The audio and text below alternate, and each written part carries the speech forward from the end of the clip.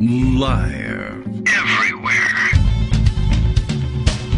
On netrootsradio.com.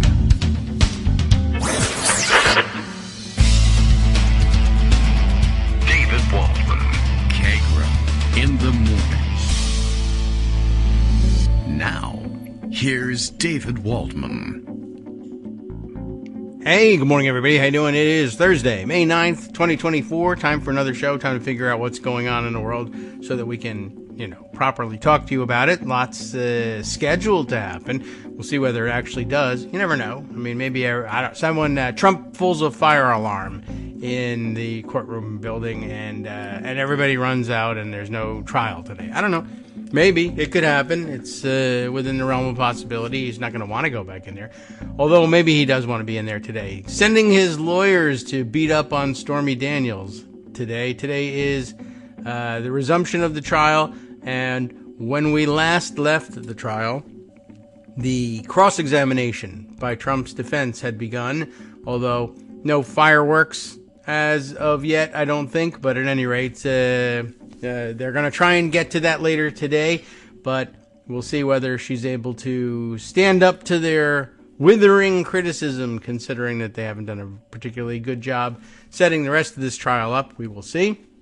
I'm sure there will be breathless reporting during today's show, but not until our second segment. So for now, we can only imagine it. And why don't we I guess we could have Greg Dworkin will join us. He'll come on and we could make up the testimony and just say all the wild things that we think are going to happen. And then, all right, then we'd have to admit to you by about 9:30 that, no, it was actually something else. So, all right, well, we'll find out about this. And as Greg reminds us, the defense plan, I think, for the cross-examination of Stormy Daniels is to try and portray her involvement in everything having to do with the case as being all about extortion. That you were really subjecting yourself to this torture in exchange for money, which on the one hand is probably true at some level in that she actually was thinking, well, maybe I will get hooked up with a sort of gravy train through his television production. Of course, as I recall, some of the earlier stories about the encounter, as they're now terming it, was that he was promising that he could get her a spot on The Apprentice or something, which is really whatever. I don't know, but I suppose it's possibly a lucrative deal. And instead, she ended up getting hush money later on. Although that's an interesting thing all by itself, really, is that it wasn't their liaison in 2006 and the hush money paid in 2016, like 10 years later. That's a terrible extortion plot. $130,000 10 years from now. I don't know if that's really going to hold up on examination, but that may be part of what we're reminded comes next, if necessary. The redirect. The prosecution will get a second chance at questioning their witness if they think there's any damage that needs to be repaired. But first, the defense attorneys have to actually do some damage in order for them to want to do a redirect. And I guess we'll see probably later today whether or not they feel like enough damage was done. Okay, many other things to catch up on, of course. As it turns out, we all became convinced that Murdery Trader Green was going to see the folly of following through with her threat to vacate the chair, but she didn't. So she did. You see what I mean?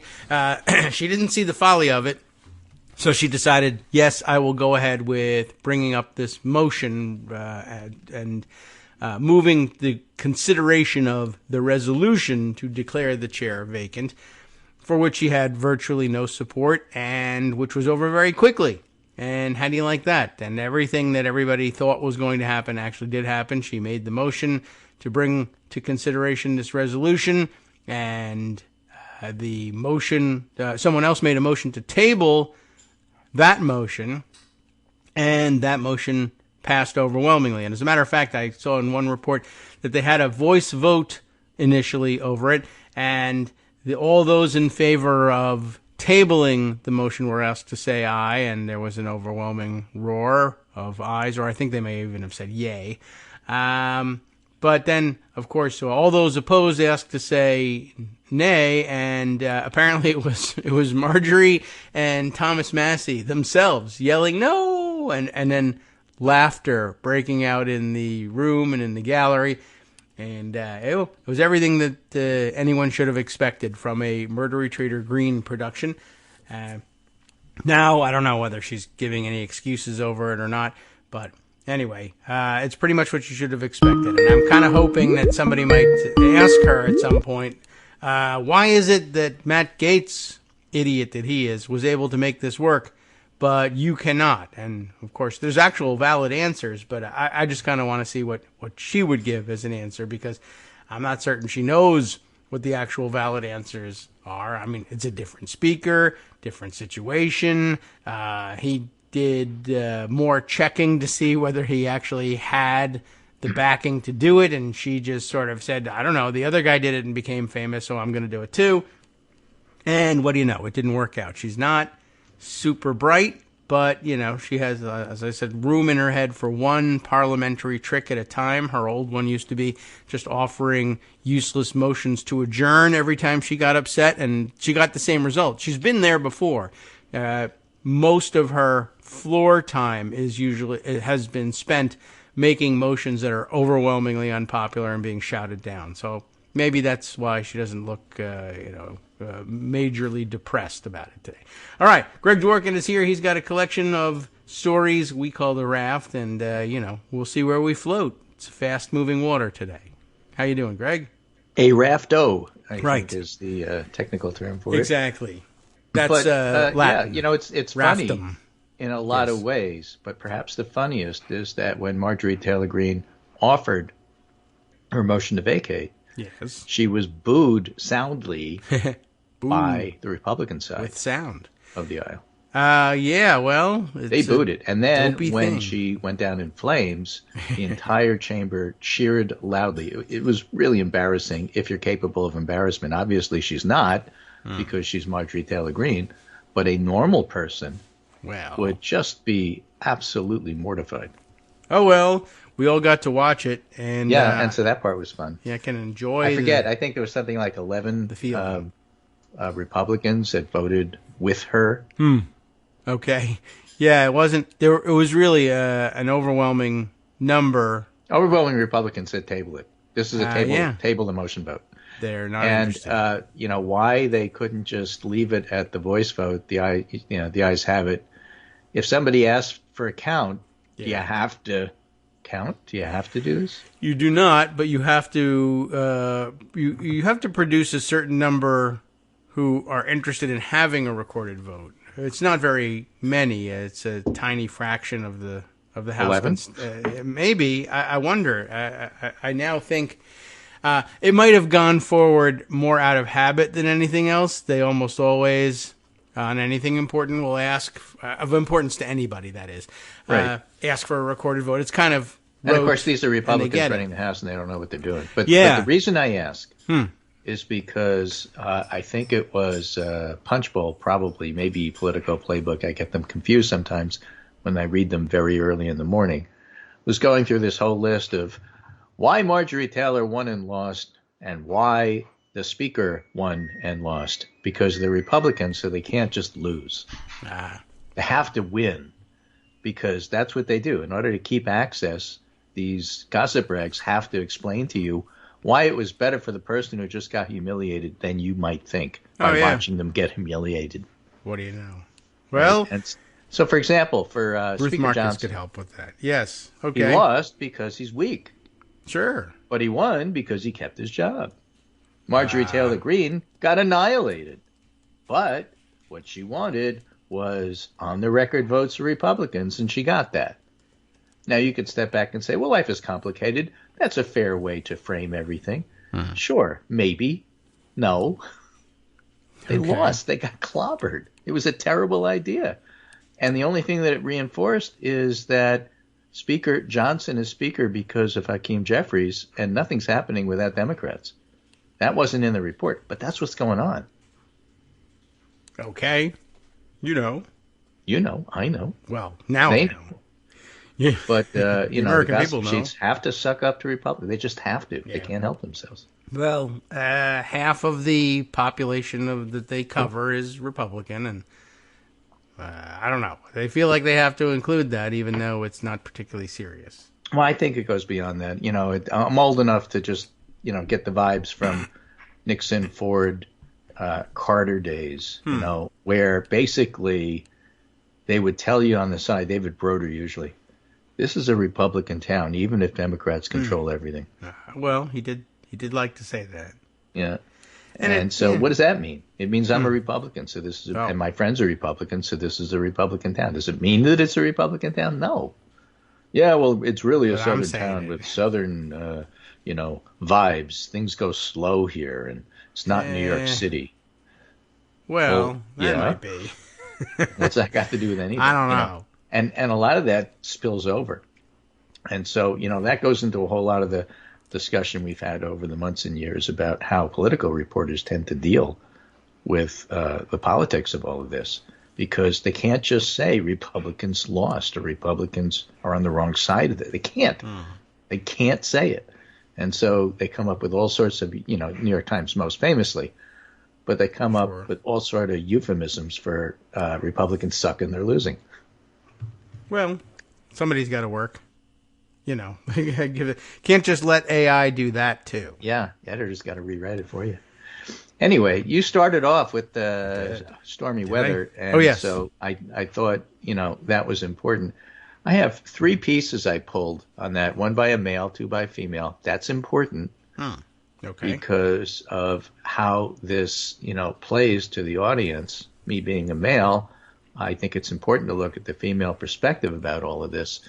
But let me start with Harry Litman. But let me start with the male, specific order, but he had the latest one, which is in the L.A. Times. The Stormy Daniels testimony, help or hurt the case against Trump. It's complicated. It's complicated like did Marjorie Taylor Greene win or lose? That's all right. It's not. It's not. Yeah. Daniels' presentation reflected conflicting forces. She came across, on the one hand, as intelligent, worldly, and proud of her accomplishments, which is true. Okay. And you saw even Trump, acknowledging all of that and checking in on in terms of her being a business person, which is something he could relate to. Oh, okay. I thought he was trying to. I saw that one. He also was trying to find out whether or not she was clean because he's a germaphobe. But, it was all part and parcel of it's complicated. But she also told of stumbling half-aware into sex with a powerful older man whom she found repulsive in many ways, leaving her confused and stupefied. If you followed anything at all about the Me Too movement, Harvey Weinstein or anybody else, yes, this is not surprising. This is how it goes. This is how it rolls. Yeah, I mean that was a major theme of something that of Amanda Marcotte's coverage of it yesterday. That if anybody's confused as to then why did you why would you do it, or if you're confused by the fact that it is in fact a consensual encounter, but yet you feel terrible about it. Well, because the power structure is not equal. Yeah, right, and and I think so. What's the definition I'll get of to consensual it later, when the power structure is not equal? Right. Here I was in a room with this guy with his bodyguard outside, and we're totally on equal terms. Right. I think her piece, the title says, he was bigger and blocking the way. I mean, it's like, it's consensual in the sense that she didn't physically fight and pull out a knife. Right. But yeah, she was kind of like, but not I think I know what is expected here, and I might be able to just get through it. She also spoke quickly, perhaps betraying nervousness, Harry Litman writes, and her answers often wandered well outside what the questions called for. Now, he's writing again. We talked about this yesterday. Yeah. That he's writing as a lawyer. Yes. But the jury, except for 2 of them, aren't lawyers. Right. And 2 of them are. Yeah. Oh, but okay. The rest of them are like normal people just hearing this story. But they're terrible lawyers, so it's okay. Yeah. Like most good trial judges, Mershon seems to command respect for the jurors, so his remonstrations are likely to affect their view of the witness. Okay. But all he told her was slow down, keep it yes and no. I mean, they weren't really you're lying and we have to strike half of what you said. He didn't do that. Well, if anything, he was yelling at the lawyers more than her. You're giving, in many ways, too much information. Right. From the vantage point of the prosecution, the legal essentials of the hush money payment and alleged fabrication of documents, and it's really the document case, not the hush money case, don't turn on whether the jury believes Daniels. Indeed, a number of analysts suggest that the DA would have been better off not calling her at all. Well, analysts often get things wrong. What that analyst overlooks, however, is the jury's natural desire to take the measure of the woman who propelled the crisis and about whom they heard so much. Not calling her risked leaving them wondering what the prosecution was hiding. But if a good portion of the jury didn't like Daniels or didn't believe her, that could negatively influence their deliberations. Well, but that's the thing, and I don't know how you could state this more clearly. It does not matter whether they like her. It matters whether or not they think she's lying. Oh, yeah. That's all. That's the only thing that matters. It doesn't matter if they thought that she went over the instructions of her counsel. That doesn't make any difference. Was she lying or was she not? Does the tale hold together or does it not? Or is it all made up? There's too many details to think that it didn't. She's the only person that was in the room with Trump when this happened. And the only other person in the room, Trump, would have to get on the stand to testify to refute this stuff. He won't. He's asleep. He ain't going. He ain't going to do it. So, it's just her, and you got nothing else.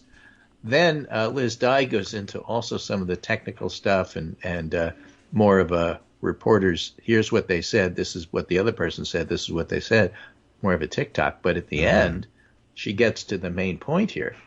All right. If the point of putting Daniels on the stand was to establish that having her story out there in 2016 would have been disastrous for Trump's presidential campaign, giving him every incentive to pay her to keep her quiet, mission accomplished. Okay. I guess. I mean, we wish that hadn't happened, but yeah. Yeah. We see it. And then Katie Fang on MSNBC says, there may be disagreements as to whether any of this testimony is relevant. Okay. In my opinion, it is relevant because this evidence provides a necessary context for why Trump was so desperate to hide it from the public eye. And thus the reason why he pushed for Daniels to sign the non-disclosure agreement, why he ultimately paid her $130,000 for her silence. Trump never wanted these embarrassing details to see the light of day. I would submit, she says, as well, that the so-called ick factor of this information can be universally agreed on, and none of it's good for Trump. So much of Daniels' testimonial evidence will not be refuted by Trump unless he takes a witness stand in his own defense, and we know the chances of Trump doing that are slim to none. So his lawyers now face a challenge. How much time do they want to spend on this cross-examination? They have to try to make the point. I've made the point that they have to make the point that this was extortion and you're doing it for money. That's really their only defense. I guess. And I don't think they did a good job of it on Tuesday. And if you go too aggressively, you just look like a jerk. Well, they do that from time to time. And Trump has insisted from time to time that they act like jerks. So, right. So, maybe. No surprise, both the prosecution and defense are using women to examine her, cross-examine her, redirect all the terms of art, because you don't want a male looking like he's bullying her because you're trying to win over the jury. But I think the jury's pretty smart, and I think they'll see exactly what's going on here. And I think that a lot of the lawyer objections have to do with, if I were the defense, I would pick this as something I would go after. And then after he loses, I would use this on appeal, and I don't think the jury cares about that. No. And it's not their job. They have, they can't think ahead about that. And they shouldn't, even if they could contemplate it. And there's enough going on that they can just pay attention to the details of things that are in front of them. And look, there's no jury involved in appeals for a reason. And so they just did do what you do, folks. And we'll take care of the law afterwards. Now, the other big story is what's going on in Israel and Gaza, which is, by the way, we don't really know. We have some sketchy information about what's going on. Israel had an incursion along the Philadelphia corridor, which has to do with the Rafah border crossing into Egypt, but it's not a full-scale invasion of the Rafah area where there are 1 million Palestinians. And Biden took exception to going any further than they have and said he's going to withhold offensive weapons if they go ahead and try to do a full-scale invasion. Israel is upset about it. When I say Israel, I mean the Likud government. Right. And interestingly, a lot of the chatter, which really you should pay attention to so that you know what's going on, but don't take it seriously in terms of this is what it means. A lot of the never Trump neocons are really upset with Biden for withholding arms. Oh, my friends, this is the last straw. We can't vote for Biden after, which is garbage. That's as much garbage as we can't vote for Biden after what he did with the student protest. Wasn't this what the student protests were asking for? Well, that's got nothing to do with it. And it really hit home to me, something I've said to you a lot because it bothers me, that none of these student protests ever go after Republicans. Right. Yeah, they just think that Republican brains are impenetrable. Netanyahu, the things that are responsible for things going the way they are going. Yes. They don't touch those. It's all Biden's fault. It, pisses me off because it's just wrong. And it makes it very difficult to stay sympathetic to their cause, which is, in some ways a good one, and in other ways not so much. Yeah. Well, what if their underlying motive is just to embarrass Biden and make sure he loses? That would be surprising if that were their real undermine. That's a long way to go for a motive like that. I mean, I think it's pretty clear that they have other motives. Do you? Yeah. What are Netanyahu's motives? What are Netanyahu's motives? Doesn't he want Trump to win? I mean, there's a whole lot of people that want Trump to win. Why is it so far-fetched? I don't know. And the way you're acting, how do you come to any other conclusion? But that they're there for the purpose of... That's not the only reason that they're there. Yeah. But, who's funding all the them? signs say something Why are they else. doing what they're doing? Why do they not acknowledge any movement that actually takes place? Yeah, that's just sort of a feature of the demographic. It just looks like that, is what you're saying. Well, and I'm saying maybe it is that. I don't know. They have no shortage of sign-making materials, and hardly any of them say "down with Biden." Usually, but they're pointing to other items. Yeah, well, as opposed to the manifestos that they write by their leaders, which we're not supposed to pay attention to because why? Look, I'm not saying that this is the entire thing, and therefore they should shut down. They have every right to protest. They should protest. It's okay for them to be against Biden. Yeah, well, but they might be. I don't think it's all like as clear as crystal. No, it's not. And but when I was saying it was a feature of the demographic, I mean, it's like I feel like we've been through this cycle 4 or 5 times. Biden campaigned like all Democrats on fighting climate change, but just as with all Democrats, they get in office and they're indistinguishable from Republicans. How come no action on climate change? Largest ever investment in climate change technology? Well, I'll tell you what. Are you happy now? No, because student loans. He didn't say the student loans. He said he was gonna, and he did. He did that as well. Well, Are you happy now? No, did you watch Schoolhouse Rock? Did anybody ever tell you about either the filibuster or the Supreme Court in regard to getting the goals you wanted? I'm just asking for a friend. I don't believe it. Yeah. It's so aggravating. It's I think it's a feature of, in many cases, a feature of age. And not having much experience with how things work in general, but then if you actually do your homework, and you can, because they give it to you and you can learn. There's also, I don't know. I think age cohorts have very different perspectives on the time factor as well. When you're 20, a cycle of moving the political needle that takes 5 to 10 years is an eternity. And when you're 40, 50, you're like, hey, that's actually moving pretty quickly. That's only one administration or so. that it takes to move the needle and to change things. That's fantastic. But when you're 20, and then it's when you half get your even life. older, a decade older, it's like, I don't even care about this stuff. But you know what? Bird watching is really cool. Yeah, pretty much. So, your mind goes elsewhere. But when you're 20, a 10-year change cycle is, this hasn't changed in my lifetime, my memory. I don't remember even when it wasn't like this.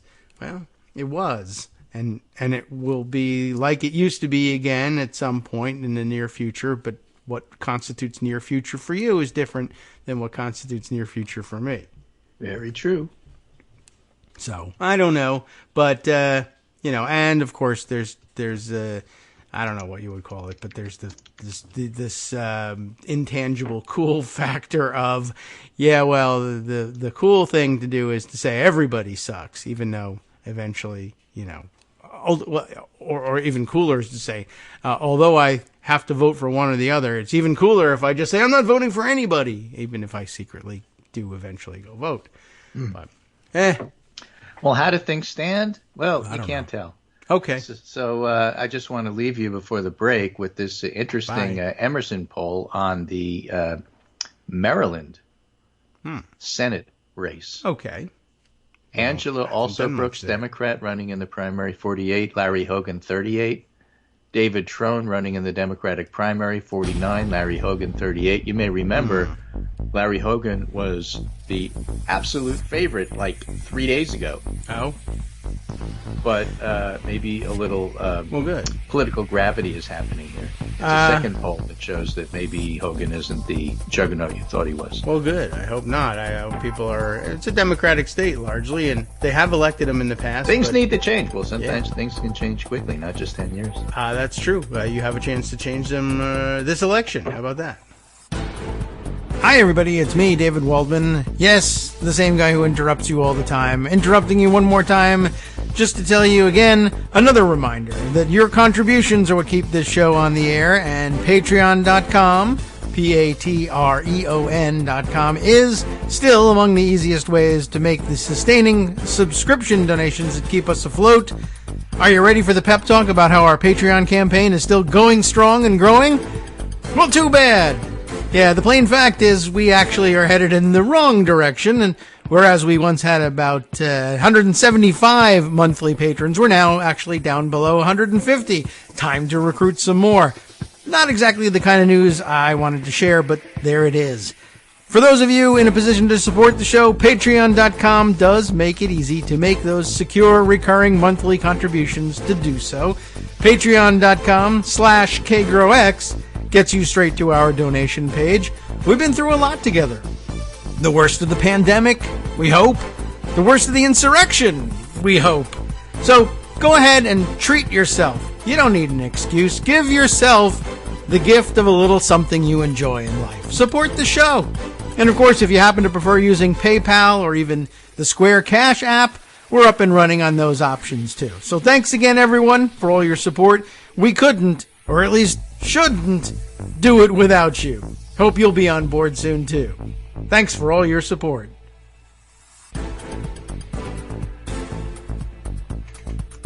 All right, welcome back now to the Kagro in the Morning Show here on Netroots Radio. I don't know if there's any problems left, but we got another half hour. So, okay, and it's 9:30. Court should be convening. I don't know how punctual they are there, but I think they're very punctual about starting. Is into that, but yeah. Because Marshawn runs a tight ship. Okay. You know who had a really interesting comment about withholding arms? Can you imagine pausing the delivery of F-16s after it bombed an Iraqi nuclear reactor? Can I imagine it? And then after Israel invaded Lebanon and bombed Beirut, the president refused to deliver 75 F-16s and limited military aid until Israel withdrew its troops from Lebanon. That happened in 1982. The president was Ronald Reagan. That's why it's such a joke that all these never Trump neocons are just totally upset with Biden, and that changes everything. And how could I vote for him? Do you know anything about history at all? No. Do you have anything for me?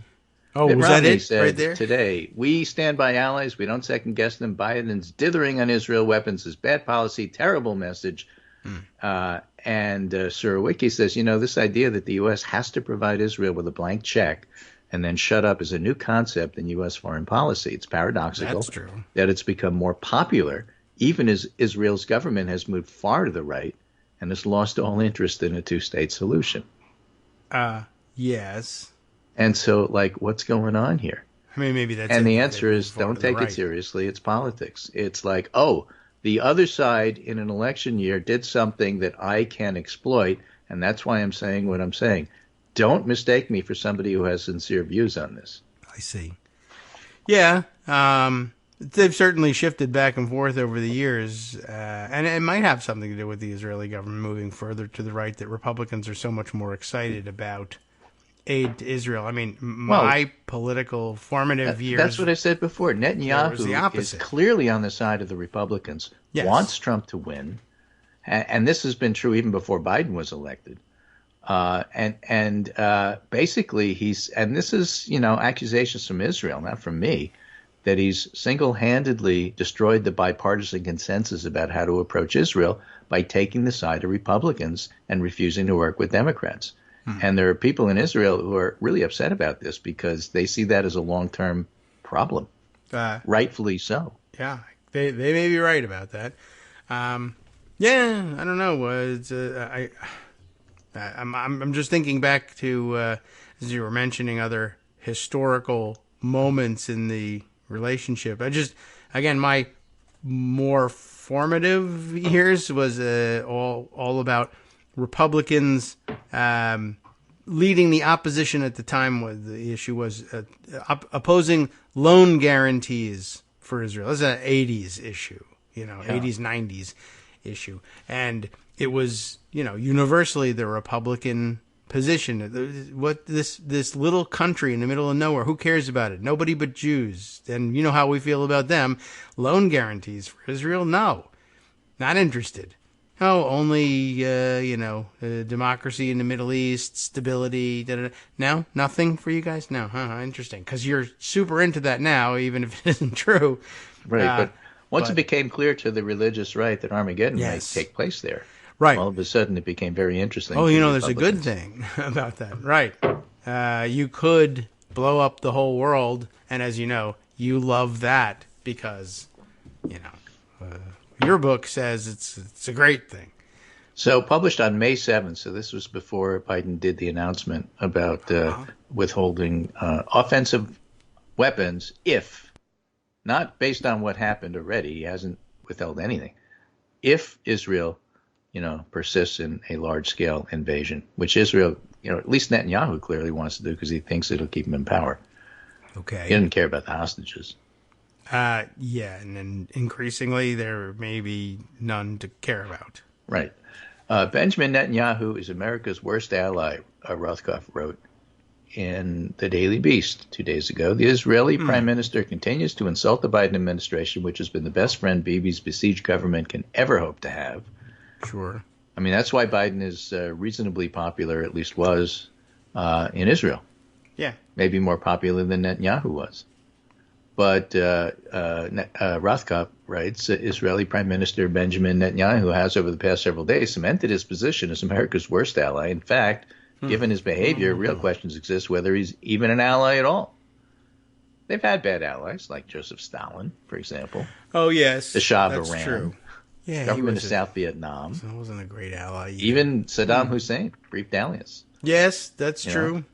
I was just thinking in the current context, there are some other ostensible allies that are actually bad. But Stalin is kind of hard to top. Right. But in the modern era, at least, nobody else is in the class of Netanyahu. He's taken advantage of the longstanding ties between his country and the U.S., while in turn providing, especially in recent years, very little except damage, burdens, complications, and worse. He ignores U.S. advice in the treaties. He undermines U.S. interests. He's used the support he received from the U.S. and the commission of what many believe to be serial war crimes. And to top it off, he is singularly ungrateful for all the backing he has received. I'm just reading this and thinking, hey, if you were in college, you'd be protesting Netanyahu, wouldn't you? If I thought he was listening, certainly possible. Further, he compounds all the above by being a terrible leader who's made multiple monumental errors, promoted extremist monsters, And while he's at it, sought to undermine Israeli democracy, committed a variety of domestic offenses, and at the same time supported a criminal element in U.S. politics. Well, that's a pretty good list. Yeah, I'm against almost every single one of those. Yeah, all of them. Yeah. All of them. Yeah, I was going to just for realism's Remember, sake, he tried to rewrite the them, judicial appointments so that he could have people on his side so that they would say he wasn't corrupt and he could stay there. I mean, that's underlying all of this.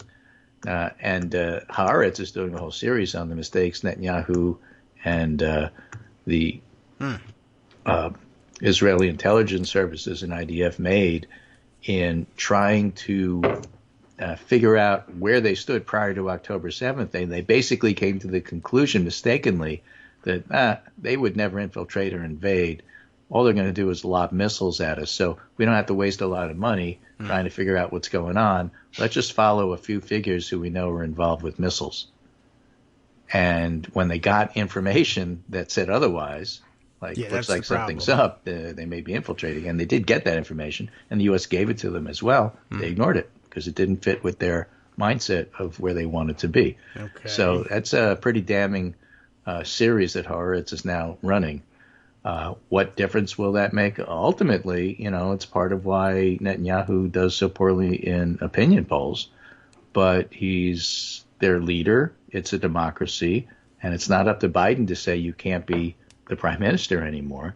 And so Biden is relatively limited in what he can do. So if he needs to put pressure or wants to put pressure, how many ways can he do it? And this is one of those ways. So will it work? Will it not work? The warmongers amongst the Republicans who won't support Trump just hate the idea that Biden does things halfway. Didn't finish the job in Afghanistan, won't finish the job in God, and you read it and say, now you're reminding me why I didn't like you before Trump came. Right. But that's okay. I mean, big tent means big tent. And sometimes you got to hold your nose and vote together on stuff. Except they're the ones that won't vote with us. Yeah, right. Well, I'm voting one way, and now they're saying I won't be there to help. Yeah, and of course, keeping in mind that their version of finishing jobs in some country is, well, there's still people left alive there. You haven't finished. Okay, it's 20 years we've been trying to do this job, and they're killing a significant portion of the people we're sending there to do this job. Why don't we maybe stop this job? What a terrible thing to do. All right, well, we're constantly extracting the United States from their protracted wars that they're always 6 months away from turning the corner on. Yeah, always. All right. Well, always a Friedman unit away. So while all of that's happening, the background for all that's happening, this is Washington Post today, updated. What? Top Republicans led by Trump refused to commit to accept 2024 election results. Wow. Just to give you an idea of like what's at stake here. One possible vice presidential candidate, Senator Tim Scott, repeatedly declined to say whether he would accept the outcome. We know about that. And we covered this on the show. Yes. But the refusal to commit to accept election results is deeply concerning, said Stephen Levitsky, a government professor at Harvard University who studies democracy around the world. Accepting the results of elections is, in effect, the cardinal rule of democracy. It's the first rule of democratic politics, that's small d. If a major party is not willing to accept defeat in elections, democracy can't be stable. So, in other words, this is just raising fears about more violence when he loses. Yes, I think that's normally the formulation. If one party can't accept it or refuses to accept it, then you can't have democracy. Although we've never experimented with a party refusing to accept it and then getting clobbered and then saying, I still don't accept it, and then being just like decimated or possibly outlawed and starting over with a new one. We don't have any experience with that. Now, if the New York Times wrote that story, and they have some very good reporters, their editors would water down the headline. They're singing now in the background. Yeah, and put it along the lines of, Republicans are both winning and losing on this by following Trump, something else. And Mark Jacob, who's getting terribly frustrated with the New York Times, especially after Joe Kahn gave that interview to Semaphore about it. It's not our job to, oh boy, be cheerleaders for Biden. Mark Jacob writes, I'm not asking journalists to campaign for Biden. I'm asking journalists to say clearly there's a right-wing plot to create a fascist dictatorship. Many journalists are afraid to say it, even though it's true. And the refusal to say it makes the dictatorship more likely. Yes. So it's that simple. Project 2025 and all that stuff. It's all quite obvious, but yeah, it's just interesting that what the two, another of the evils of the two-party system, I guess, in our country. But I don't know. You should have the intellectual capacity to rise above it, but it's just not the case that saying that one of the two parties' candidates is terrible means you're for the other guy. It's just about, look, if this guy has objectively done these things or threatens to dismantle the democracy you claim to value, well, then say so. Is it the fact that there's only one other candidate running who, says that they would accept the election results? Maybe, yeah. And then what makes us look like we're partisan? You could call for other candidates to enter the race or other parties to form, I suppose, but I don't understand why is it partisan to say that one of the candidates for office is running on a platform of fascism? So what? Right. I mean, it's bad, again, and everyone this can may judge be the only that. trial that takes place before the election, but if he's convicted, it'd be perfectly appropriate to just, in every sentence, say, Trump, a convicted felon, da-da-da-da-da. Right. Because he is. Yeah. I mean, why don't you say that about Biden? You need context. Well, he is the one. The context is he's a convicted felon, and he's got 3 other trials that he would have been convicted for, but for the Supreme Court and Eileen Cannon. Yeah. And, of course, who knows what else he would be convicted for, because let's not forget that the conviction is for covering up the various wrongdoing that he's been involved in. And he was only elected the first time because he managed to keep that relatively quiet. Yeah, see Mueller report in terms of keeping it relatively quiet. Right. But the people around him, like Manafort, in fact, were convicted.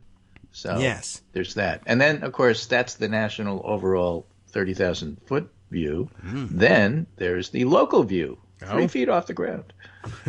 Local Nessel charges man lawyer, former clerk, for mishandling voter data. Says the innocuous reading headline from the Detroit News. Okay. But what it really is Michigan Attorney General Dana Nessel announced a new round of criminal charges Wednesday, that's yesterday, against lawyer Stephanie Lambert, alleging Lambert, who worked to advance dubious election fraud claims in 2020, and former Adams Township clerk Stephanie Scott allowed someone to access non-public voter information. Again. Lambert illicitly transmitted data from the Adams Township electronic poll book concerning the 2020 general election under the direction of Scott. And I think Scott is running for town clerk again. Great.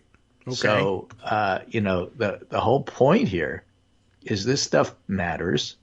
They're still working on trying to bring the 2020 people to account. It takes forever because it just does.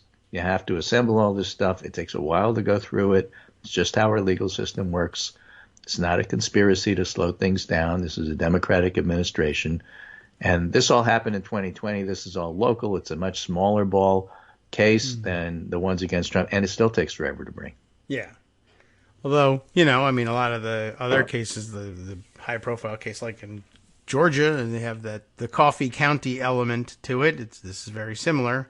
And it ought to be, that ought to be something that we talk about. I don't understand. And multiple counties in multiple different states, almost as if there was some sort of conspiracy to bring all this stuff together.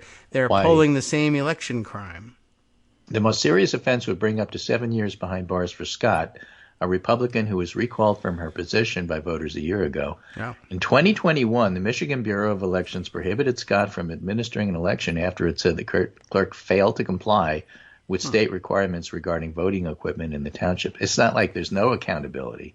Yeah. But if you want to bring the entirety of accountability. Takes a while. The Bureau said Scott refused to perform preventative maintenance or perform and sign off on public accuracy testing on voting equipment. She also was alleged to have failed to confirm that she would use certified Hart Intercivic Inc. voting equipment, the township's vendor for future elections. Scott, who had various QAnon material on her social media account, told the Detroit News at the time she didn't want to turn the township tabulator in for maintenance because she feared the county would erase information, particularly as it related to the November 2020 presidential election. Yes. So the Michigan State Police seized the tabulator and eventually referred its investigation into Scott to the Attorney General's office. So that's where all of this comes from. Yeah. It's really interesting, how far they would go and, where's the accountability for it. I think there was a conspiracy. I have no proof, but because of that, I'm not following any procedures now. I won't help the state certify that this is a clean election, because if I give it to the state, they'll tamper everything and remove the information that I can't find, but we all know is there, that this election was stolen. I like the part. That's why she was recalled. I like the part about I think that there's a conspiracy, and I have to block this conspiracy. And the reason I know this is a conspiracy is because other people that I talked to on the internet told me that this was happening, and that they too, in their counties, were also refusing to turn over the voting equipment and instead allowing third parties to break in and steal the stuff to look for the evidence that no one has been able to find. The same way, county after county after county, Antrim County, what county is this that we're talking about here? Is it? It's Adams Township. I don't know. Hillsdale County is it looks like in there. Yeah. And then Coffee County in Georgia. And it's weird how this is happening over and over in several different. It happened in is it Dane County maybe in Colorado, and but that's my proof that there's a conspiracy, is that several unrelated counties all over the country are all distributing the same information to their clerks and coming to the same conclusion, which is completely wrong, and committing election crimes in concert. This is all, of course, evidence of someone else's conspiracy, not ours, not the one where we're all pulling the same stunt. Even better one is I'm not giving my voting machines to the state for maintenance or anything else, because there may be information about the stolen 2020 election that I can't find. Yes. And they would erase it. So the reason I know that there's a conspiracy is I looked for evidence and I can't find any, and there's your proof right there. Yeah. And you step back and say, maybe if you looked for evidence and it's not there, it's because there isn't any. Could be. Did you ever think of that? Huh? No. Did you ever think of that? No, there has to be, because look at all this QAnon stuff that says there was. Oh, yeah. So there must be. That seems like it has to be it. Well, anyway, at any rate, as it turns out, there's no Dane County in Colorado. I'm thinking of something else. Wisconsin has a Dane County. Yeah, but I can't remember the name of the county. They wouldn't go along with the stealing the election thing. Right.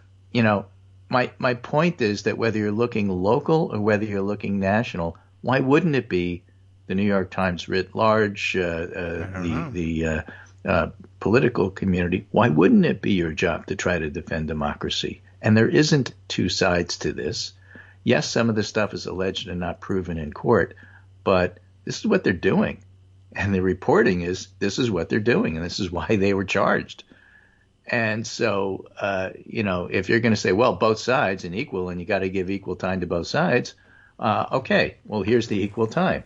Biden is passing stuff trying to make the country better, and Trump is trying to claim that the election was stolen, and he's trying to set it up for fascism. Right? So now you have both sides. Yes, they're not equal. Cover it that way. Womp womp. I can't believe that they're finding out that this their nonsense isn't flying. But clearly, I don't know. Both sides, as you. And from the media's point of view, you can't say to me, "Oh, you're exaggerating." Not after all these local cases. Yeah. I don't know what it takes to. Not after, what Stormy Daniels told us in terms of what was going on in 2016. Right, I wasn't thinking about that. But and that's David true. Pecker. It's all part and parcel of the same thing. Yeah. You can't unring the bell, as Trump's lawyer said, because it's all true. It all happened, and we all have a pretty good idea of how it all fits together. It's not that complicated. No. Yeah, all you have to do is give us a chance and a court date, and we'll explain it to you. But having difficulty getting those court dates in Florida and elsewhere. Anyway, so my last piece to go off on that tangent is from Dahlia Lithwick in Slate, How Originalism Ate the Law. Oh. America is captive to a legal theory that dictates our laws on guns, abortion, and so much more, and we need to act. Okay. It's part of a series of How Originalism Ate the Law, a Slate series about the legal theory that ruined everything. Oh. Yeah, okay. It's a very nice piece. Sure. Dahlia Lithwick is a very good reporter. We'll have to take a look through that. Maybe pick it apart piece by piece. As John Sauer, that Trump lawyer, put in a court filing, the framers viewed the prosecution of the chief executive as a radical innovation to be treated with great caution. Ben Franklin stated at the Constitutional Convention, history furnishes one example of a first magistrate being formally brought to public justice. Everybody cried out against this as unconstitutional.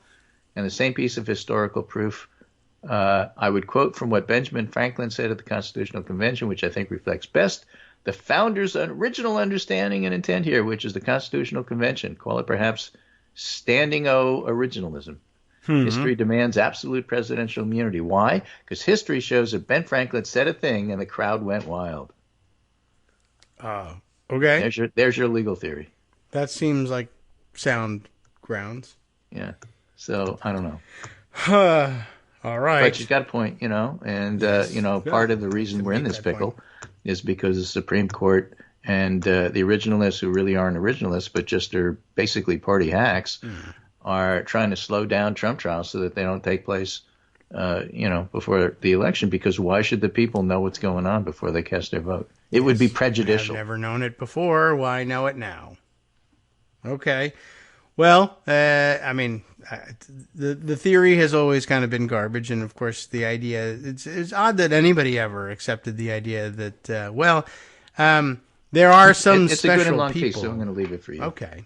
But there are some special people who know exactly what these people who've been dead for 200 years were thinking, but never wrote. This too, actually, well, we need to break into their archives and find the evidence, just like with the voting machines, that they really meant for everybody to have machine guns, even though they had never contemplated such a thing. But the point is, I can see it in their writings. You can't, because you're just not smart enough. You didn't go to Yale Law School with me, and even if you did and heard the opposite, shut up, you hippie. Don't you know that you're hating on the founders? Why do you hate America so much? And that actually worked for many years. I wonder if it would have happened the same way in a different atmosphere. I'm just sort of, it kind of flourished in the post 9/11 atmosphere in particular, where everybody was able to Republicans were able to get away with well, you disagree with me, why do you hate America, as sort of the general framing of everything. So I guess if at that point you seize control of the history and the founders and say that they are unequivocally Republicans, and everybody's afraid to push back with you because they're used to seeing the backlash. Doesn't matter what you're doing or how important or unimportant relatively your work is, whether you are running for president on the Democratic ticket or a member of the Dixie Chicks, you just get, well, oddly enough, canceled on supposedly patriotic grounds, and it's an interesting construction. Interesting thing they've done here. Who got canceled in favor of Freedom Friends. Yeah, right. Anyway, that's pretty much it for my rant this morning. But I will point out the trial is in fact resuming, and Susan Nichols, the Trump attorney, is going after Stormy Daniels over extortion, not doing a great job of it. But one thing I will say is the reporters there are saying, Tyler McBrien, for example, this feels different today. Yeah. Stormy Daniels is there, and there's many, many new faces here today, he says. And it was dog eat dog trying to get a seat in the press overflow room, which he got. I'm sure everybody just wants to experience the pristine modern facilities of 100 Center Street. Just kidding. It's Stormy. I mean, I'm telling you this because what kind of impact is Stormy Daniels having? A big one. You can't even get a seat in the courtroom because of it. Interesting. So that just should be noted by all the analysts who said that there's no role for her here. This is silly. There's no real reason for it. I don't know. It looks like they understand the audience. Can I have your ticket? Yeah. So thanks. No, I'm not Get out of the way. Ticket. This is historic. Well, wait, what? That is a miscalculation there, everybody. The Snap poll is telling you you're wrong. Sometimes the analysts just don't know. And sometimes we're analysts. So, sometimes. Anyway, we don't know. That's everything. Very good. We'll cool down and do it again on Monday. Yeah, okay. Very good. Now you're, I think, all prepared for the weekend. By the way, in case you're wondering, it's Mesa County, Colorado that I was thinking of that had that problem. Tina Peters. You remember Tina Peters and her arrest? And it's weird that you start knowing the names of local county clerks, and usually not good that you do. No, and it's weird that they all seem to speak to one another, but clearly not evidence of conspiracy. Just a reminder that the parties in places like Michigan and Arizona, Republican parties, are in terrible shape. That's true, and mostly they've bankrupted themselves on this weird, what they would call a witch hunt, and the litigation that's followed, because they're all criminals for having which done hunt this. Is that? Yeah, the one we're all familiar with. But it is odd that, there's 5-6 counties where the local elections officials, Republicans, are in trouble for and on the hook for felonies, because they read on the internet that there was something wrong with the vote. And then, 5-6 times they've been charged with crimes. 5-6 times they've found nothing on their way to getting themselves charged with crimes. And they were encouraged by people like John Eastman and Ken Chesborough, which is why you should throw the book at them. So take care, and I'll talk to you on Monday. Very good. All right, we'll see you then. And almost time for our music, although we've been enjoying listening to your appliance music for today. So thanks, Greg. And let's see. I'm stuck in this one spot here where it's like 4 seconds to the music cue. What are you going to say other than that you're getting ready for the musical cue? There's nothing else to do. All right. Well, we will be back after this short break. We've got another hour to cover things here. We'll start to see incoming dispatches from the courtroom just to see what's going on in the Stormy Daniels show. And I've got some other interesting analysis that we can start off the second half of the show with. It'll be topical because cross-examination will be going on. We'll be right back.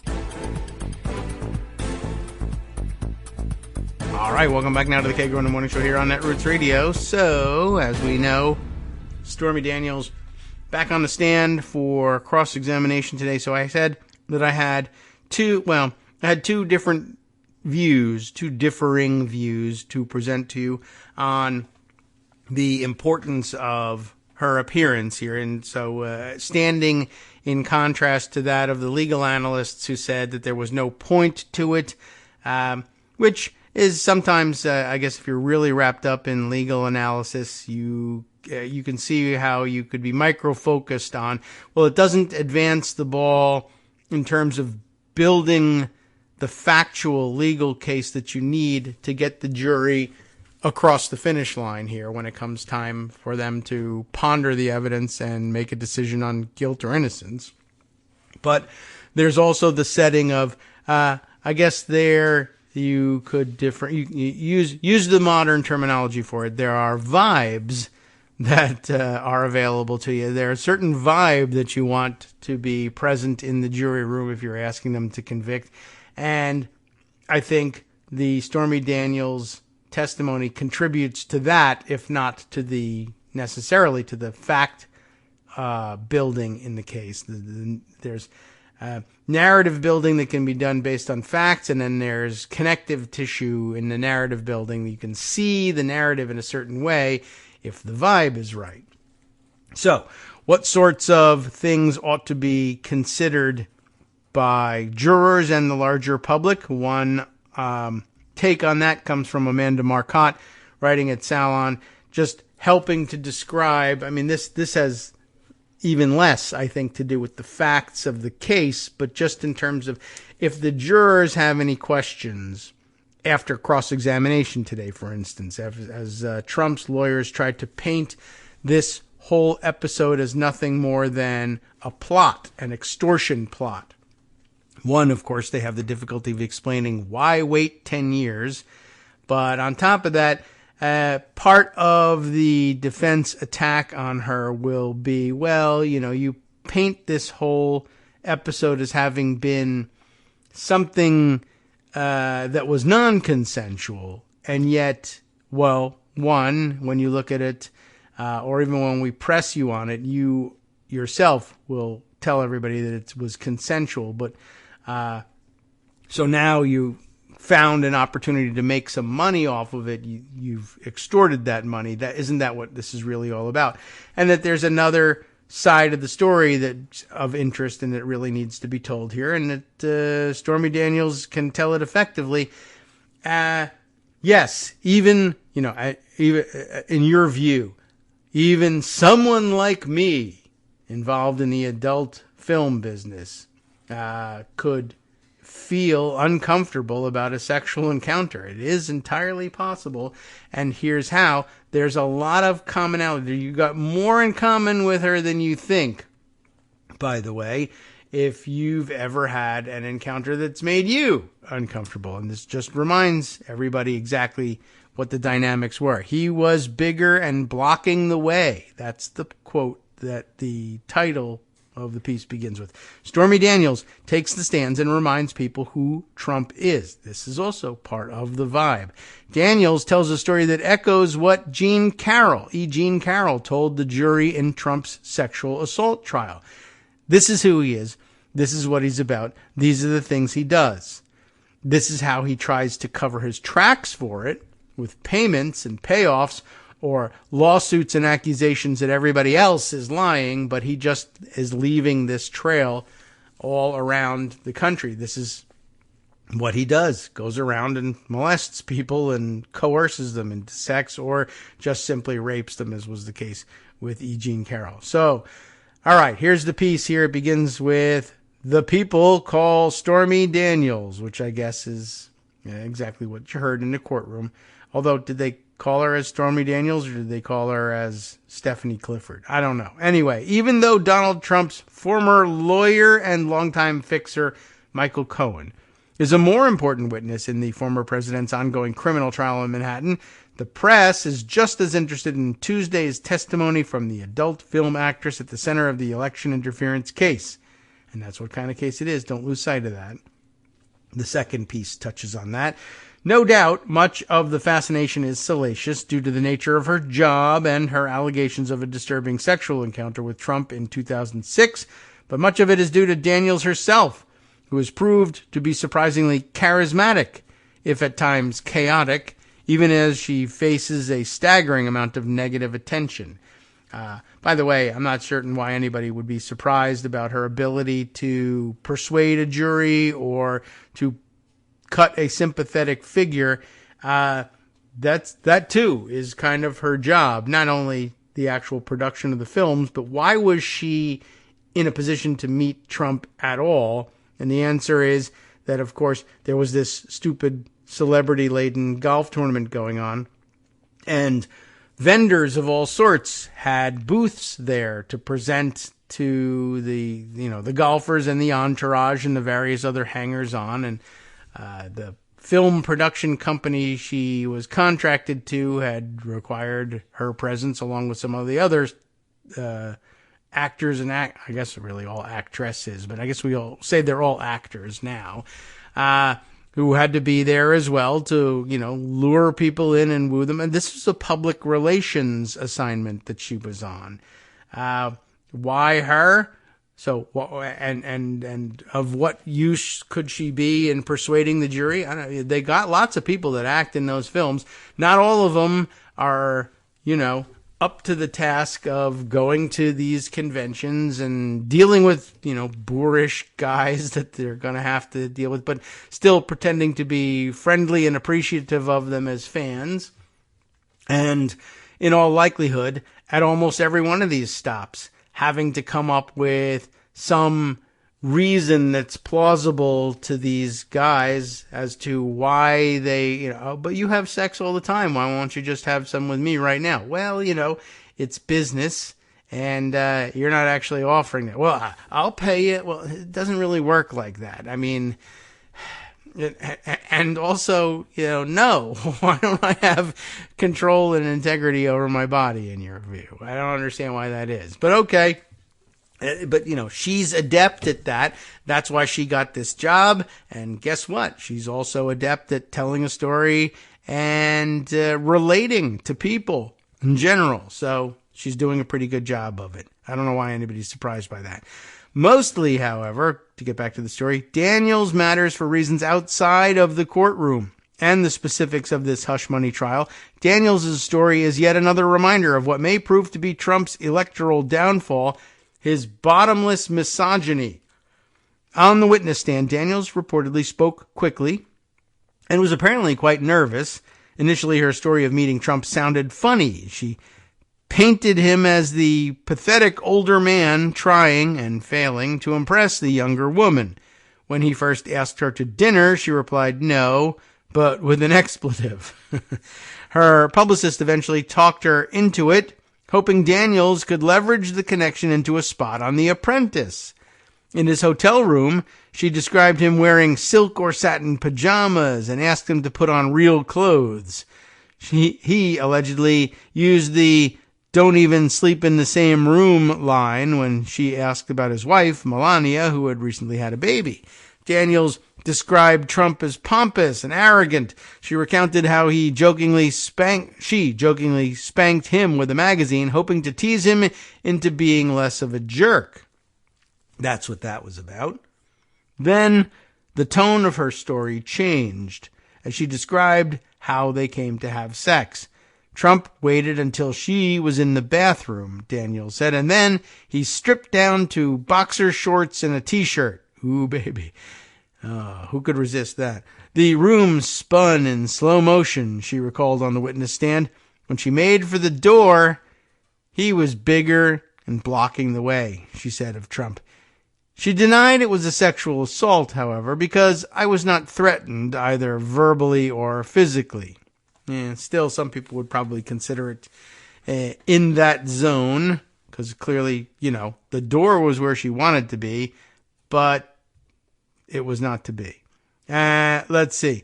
Then embedded here are the tweets from Katie Fang, who was following the activity in the courtroom, and quoted it thus. Daniels saying, basically, Trump tried to say, if you're serious about this, if you ever want to get out of that trailer park, oh boy. And then an objection sustained by Merchan, who's angry about it and saying, let's move on. But, she's painting a picture of he's attacking her as essentially worthless without his help.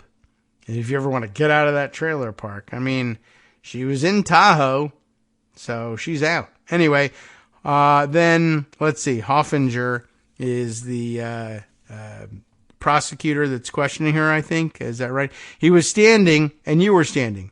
Relative heights? Daniels says 5'6" or 5'7". That's her. He was much larger. Of course, he claims to be 6'3", but even at 6'1", he's considerably larger. You didn't feel threatened? And she answers, well, there was an imbalance of power for sure. He was bigger and blocking the way, but I was not threatened either verbally, as she said, or physically. Now, whether or not Trump's sexual encounter with Daniels was consensual in the legal sense, she describes it as unwanted. I didn't say anything at all, she told the court repeatedly, claiming that she blacked out during the encounter. Afterwards, Daniels said, my hands were shaking so hard, and I felt ashamed that I didn't stop it and that I didn't say no. Yeah, I can imagine that for somebody who probably feels relatively empowered, despite the fact that a lot of people argue that there's no possibility of actually being empowered working in the adult film industry. But there's certainly better operations and worse operations, and, I don't know. Sometimes I guess it's certainly possible to feel both situations, or to feel both ways in various situations, either empowered or completely disempowered. But yeah, she's probably pretty annoyed and upset with herself at not having been assertive enough to say no to the whole thing. And, you know, that's a problem for a lot of people in a lot of situations. We hear these stories all the time. Following Daniels' testimony on Tuesday, I was struck, Amanda says, by how much it has in common with what E. Jean Carroll described in her 2 recent civil trials, where both juries found that Trump had sexually assaulted her in the 90s. Carroll, too, told of a random encounter, essentially, with Trump that she initially thought to be flirty but not sexual. Like Daniels, Carroll describes teasing Trump, who famously has no sense of humor about himself. In both cases, the women described Trump becoming aggressive after the light mockery. In Carroll's case, the judge described what happened after as what, quote, many people commonly understand the word rape. I guess is what people commonly understand to be the word rape. Daniels, to be clear, frames her encounter with Trump differently. Since the release of the Access Hollywood video in 2016, in which Trump can be heard bragging about sexual assault, and that's exactly what it is, the Beltway media has repeatedly tried to move on from the story of Trump's legion of issues with women. Indeed, when Carroll's accusations first came out in 2019, the press barely paid any mind. But the story of his rampant misogyny has never fully gone away. There was the Women's March that overshadowed his 2017 inauguration. Then, the over 24 women who stepped forward with stories of being subject to the sexual harassment and assault that Trump himself described so vividly. Trump, of course, is more responsible than any other person on the planet for the overturn of Roe versus Wade and the stampede of Republican state legislators banning abortion. He promised to stack the Supreme Court with anti-choice justices, and his 3 appointees provided the votes necessary in Dobbs versus Jackson Women's Health, which ended the legal right to abortion. While Trump has tried to make moderate-sounding noises on the issue, he keeps inadvertently revealing his anti-choice radicalism. In a recent Time interview, for instance, he indicated that he's fine if states monitor women's pregnancies so that they can know if they've gotten an abortion. To feminists, it's obvious that there's a connection between Trump's abusive and predatory behavior towards individual women and his willingness to ban abortion. Forced sex and forced childbirth are on a continuum rooted in the assumption that a woman has no bodily autonomy worth respecting. But to people who are less well-versed in feminist theory, there's often an assumption that someone as sexually self-indulgent as Trump isn't really opposed to abortion. Daniels testified on Tuesday that Trump didn't use a condom. So it's not unreasonable for people to assume he may have relied on legal abortion so women can clean up the messes of his carelessness. That said, there are bits of evidence that even more moderate and conservative female voters are starting to see a connection between Trump's anti-abortion politics and his sexually predatory behavior. On a recent episode of her Focus Group podcast, former Republican political consultant Sarah Longwell played fascinating clips from a table of former female Trump voters who were turning against him. Most were appalled at the post-Dobbs abortion bans, but even more interestingly, some of the women drew a connection between anti-choice politics and Trump's personal abusiveness towards women. One woman said she objects to Trump's comments about women and immediately expressed chagrin that his anti-choice views are not allowing people their own medical freedom. Another woman even used the word patriarchy to object to those who think a woman should not decide. And remember, these are former Trump voters. To use the word patriarchy is a big deal. The issue of rape was linked to abortion throughout, as many states, including Arizona at the time, have no exception for rape. Not that rape exceptions work in states that do have them, by the way.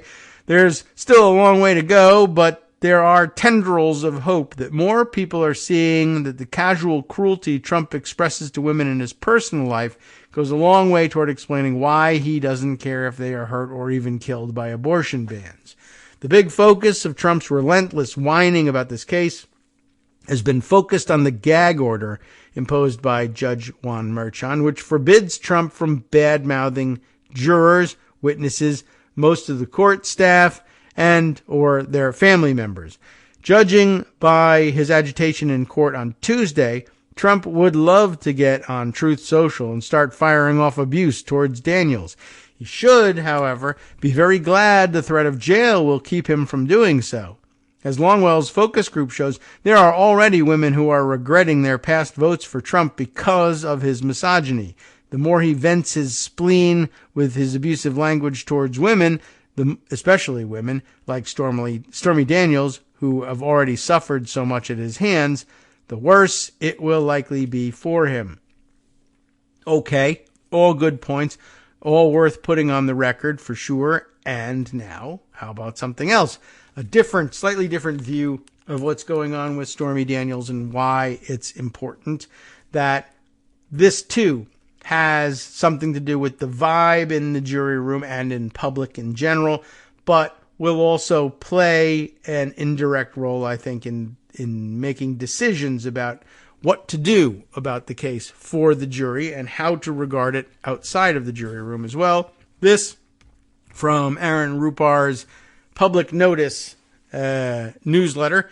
Aaron joined on this one by Stephen Robinson in writing the reminder to us all that the Stormy Daniels payoff, the payoff itself, changed the course of history. And I think, you don't even have to really rhetorically ask how so. It's probably intuitive to you, but just to lay it all out, it's worth revisiting why Michael Cohen was desperate to hush her up in October of 2016. And I mean, it is exactly what you think it is, but again, it's worth reiterating. Let's see. Donald Trump has downplayed the $130,000 hush payment made on his behalf to adult film performer Stormy Daniels as a simple private transaction. In reality, it may have changed the course of U.S. history, and it's easy to see why, right? By the way, I never knew why they settled on the figure of $130,000. I wonder what that was all about. I'm curious what the calculations were and if there were any negotiations. Anyway, back to this. Trump, of course, is now on trial in New York for charges related to the October 2016 payoff, including falsifying business records with an intent to unlawfully influence an election. Yes, that's why it changes history.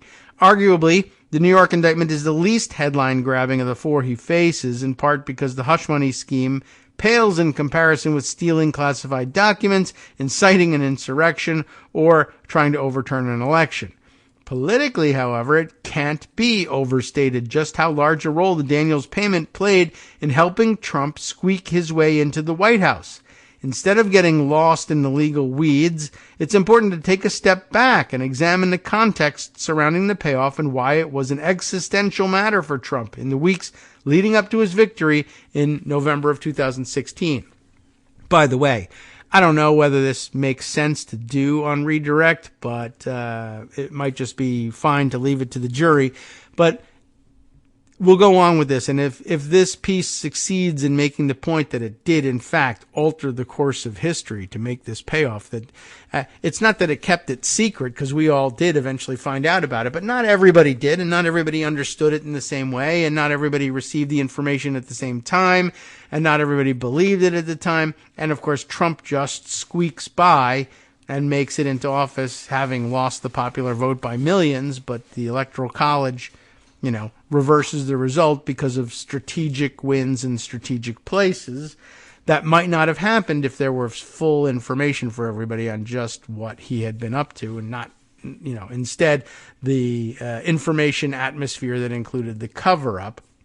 But I was going to say, given the importance then, $130,000 seems like something other than a real extortion. You know what I'm saying?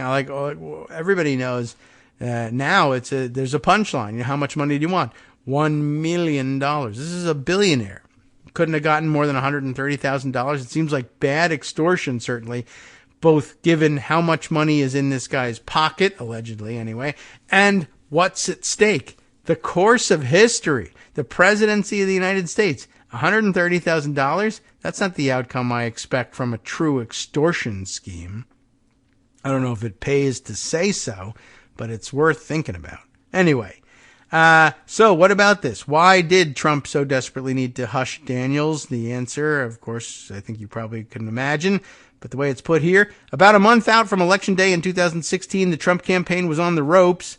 The infamous Access Hollywood tape that showed Trump boasting about groping women in September of 2005 was the ultimate October surprise. Except it wasn't.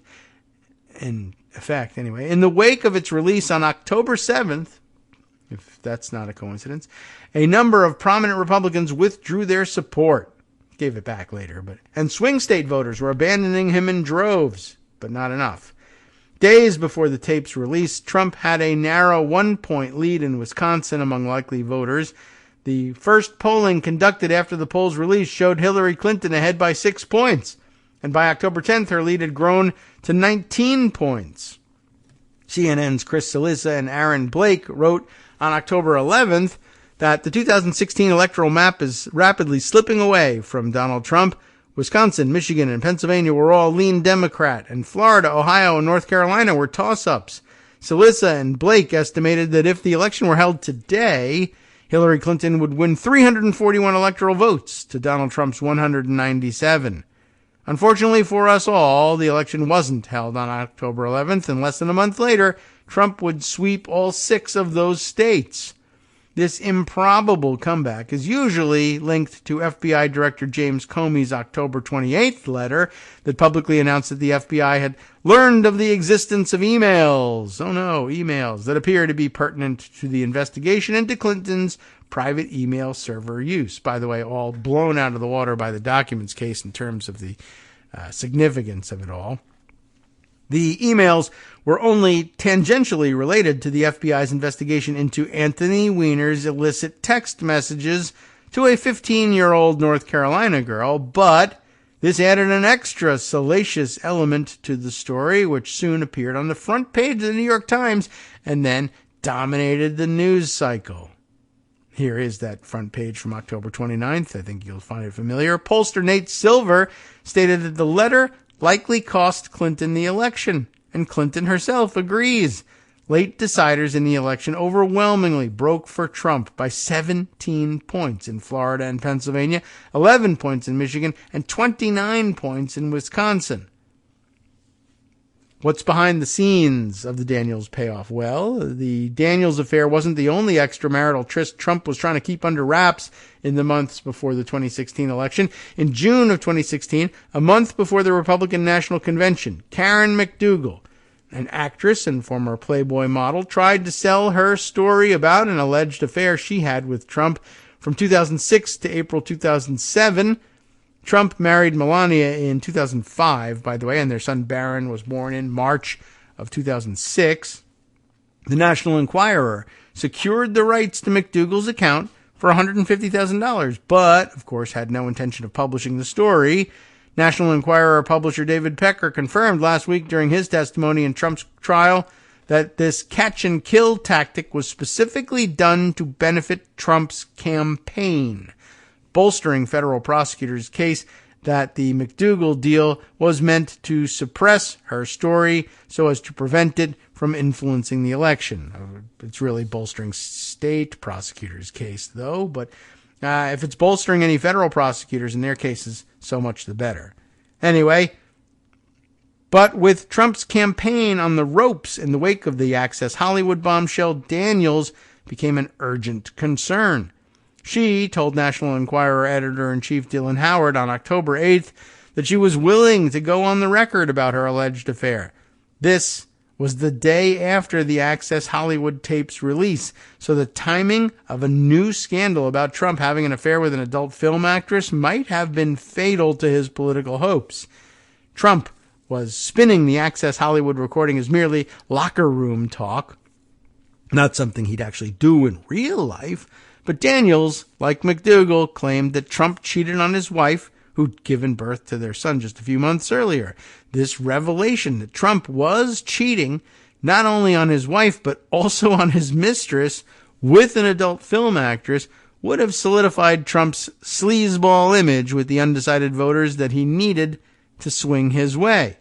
According to a CNN analysis of 2016 exit polling, 14% of all voters believed both Clinton and Trump were unfit for office. This group voted for Trump 69 to 15%. Most were independents and Republicans, 38% in fact, and just 18% were Democrats. Trump needed these voters more than Clinton. Indeed, if they had just sat out the election, Clinton would have beaten Trump in a rout, 53 to 44%. These so-called double haters were the most susceptible to a negative story about a candidate pushing them in the opposite direction.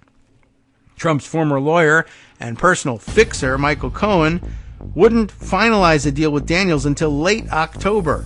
Daniels' attorney, alleged attorney anyway, Keith Davidson, who also represented McDougal, told Cohen, Howard, and Pecker that Daniels was close to an agreement with another media outlet that actually would have run her story. This lit a fire under Trump, and Cohen wired $130,000 to Davidson on October 27th, the day before the Comey letter blew up Clinton's campaign. Hi, everybody. It's me, David. Let's change things up from the old fundraising pitch for just a minute and talk instead about how you can be a part of our show. If you've got a smartphone or any other electronic recording device, why not sit down and record a segment for us? Read us an important article and give us your take. Or read one of your own original essays, or even just give us your commentary on something you'd like to share that's important to you. Then send the file to me at kagrox@gmail.com, and I'll try and work it into the show. Short segments, a few minutes in length, are easiest to fit in. And of course, I can't always guarantee that I'll be able to play everything, but if you've ever shouted at your radio or TV about something you wish was being covered, here's your chance to change that. Make the show your own. Send your submissions to me at kagrox@gmail.com.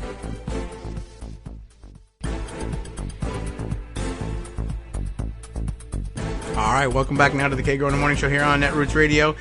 Let's continue with the reading here from Aaron Rupar's public notice newsletter.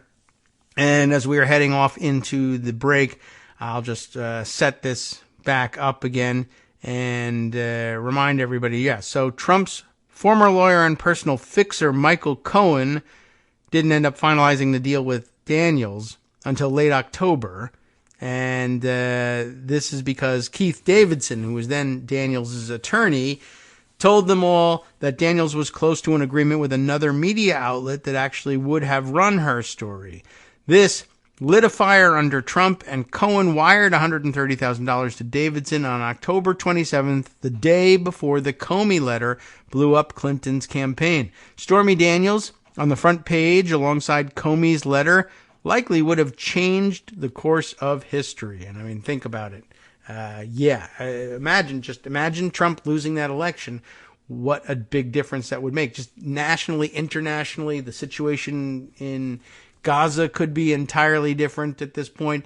The situation now facing among our ostensible allies, when Greg was talking about some of our worst allies, our worst current allies in Turkey and Hungary, both ostensibly NATO countries with which we're at odds over some basic fundamental issues of international relations.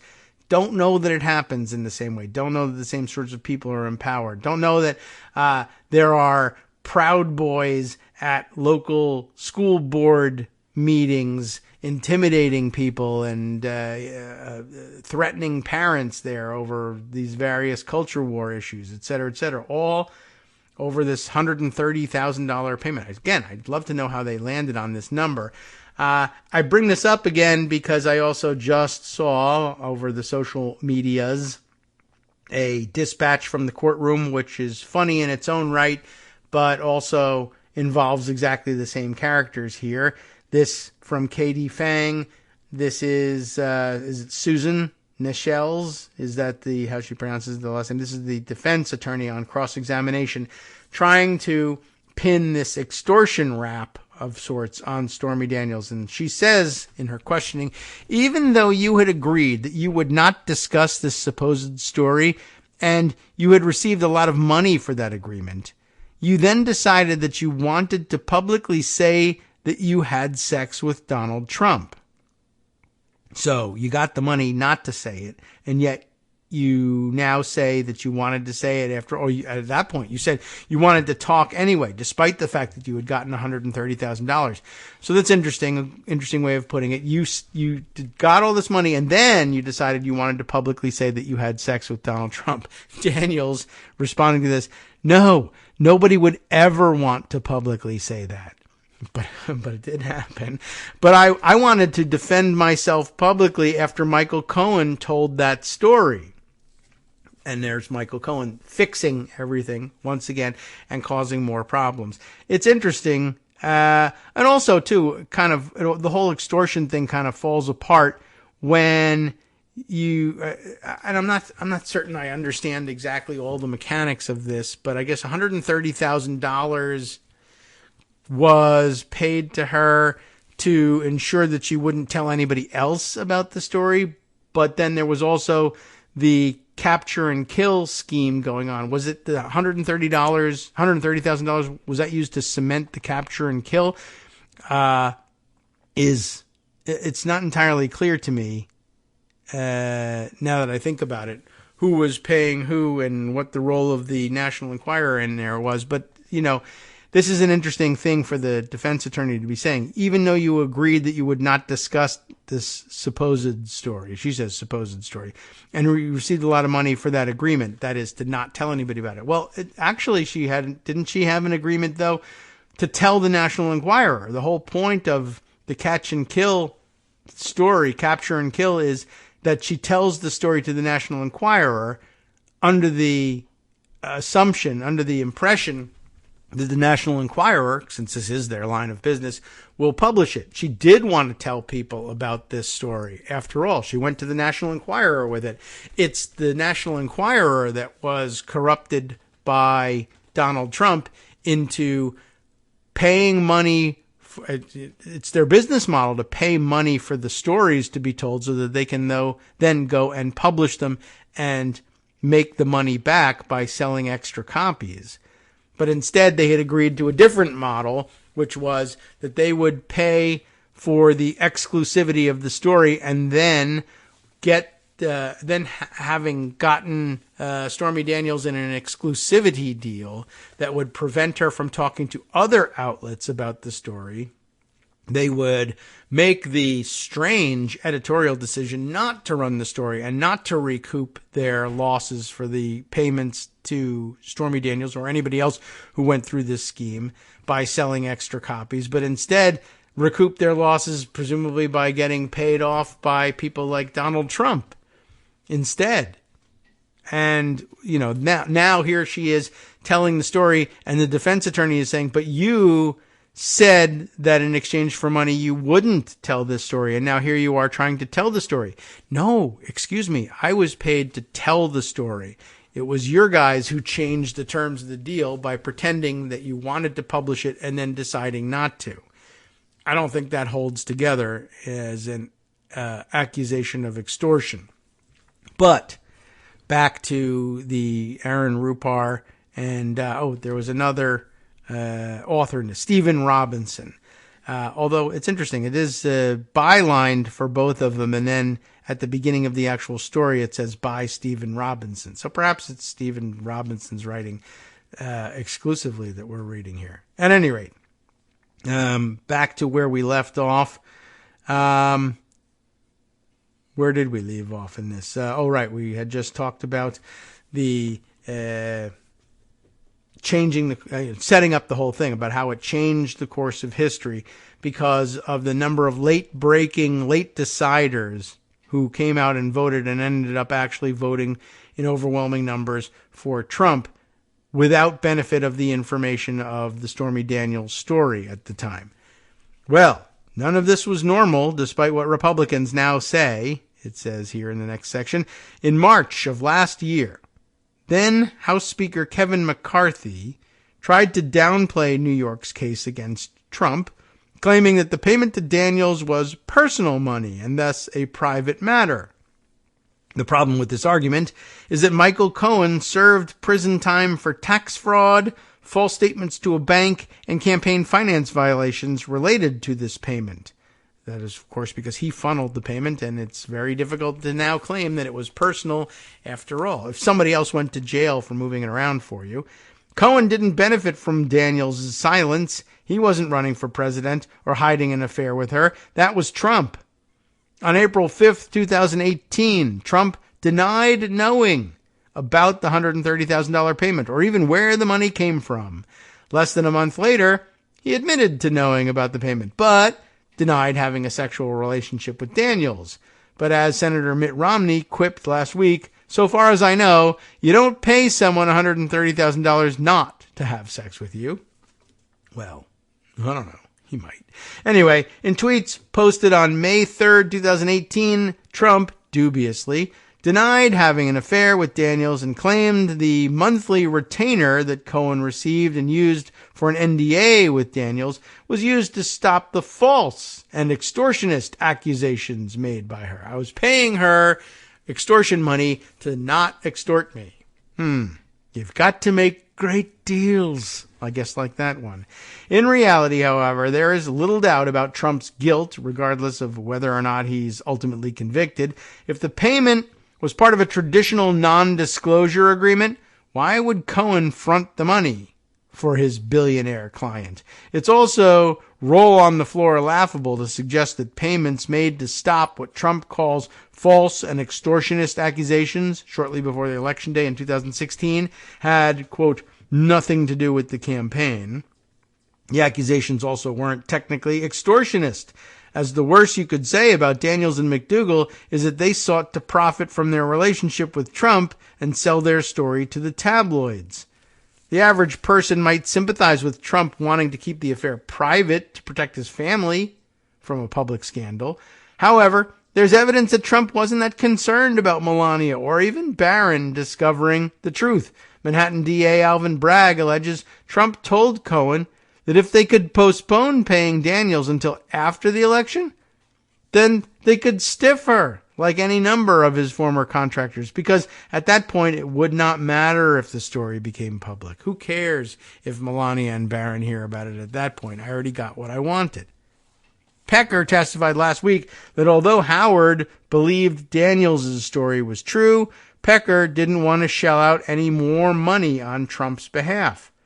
Perhaps I call Michael and advise him, and he can take it from there and handle. Howard responded in a text message shown to the jury.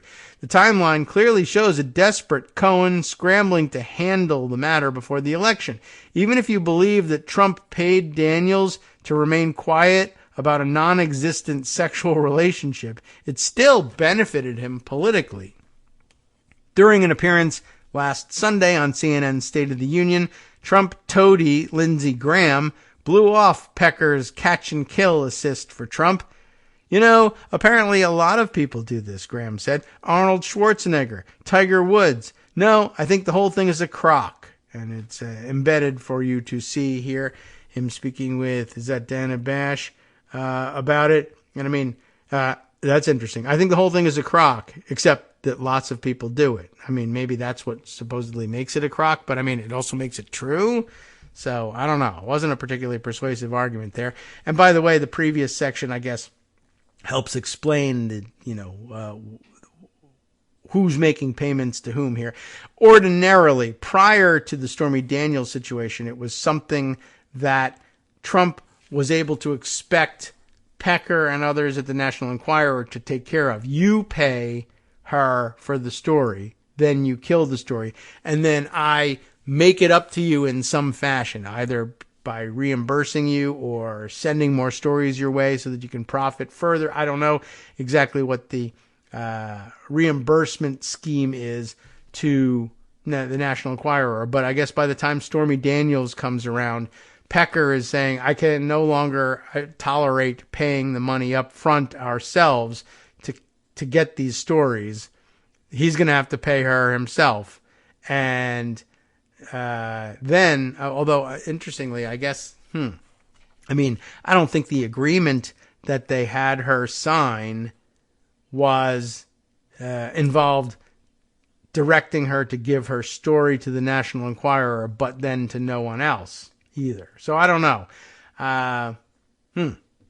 Well, Perhaps if I paid closer attention to the trial, we would figure all of that out. But suffice to say that it's going to be difficult, I think, at this point to convince everybody that this was an extortion issue. One, if the payment is only $130,000, and two, if the initial agreements contemplated actually telling the story to somebody, falsely believing, unfortunately, that the story would actually be published. But providing the story to a news outlet, even a fake news outlet like National Enquirer, really doesn't hold together as an extortion issue. The extortion payments are to keep something secret.